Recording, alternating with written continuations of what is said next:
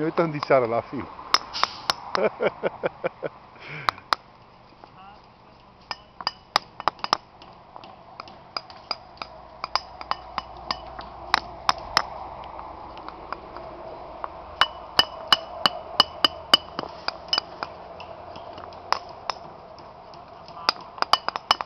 Ia uite-te un pic, să se vadă fața, nu? Bravo.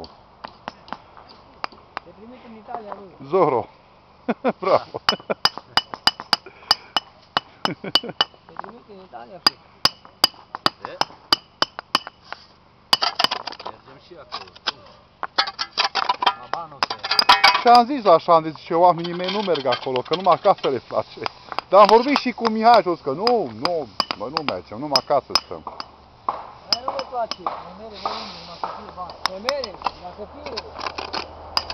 Și facem, tot ce este. Tot facem, toată zideria. Oh, yeah.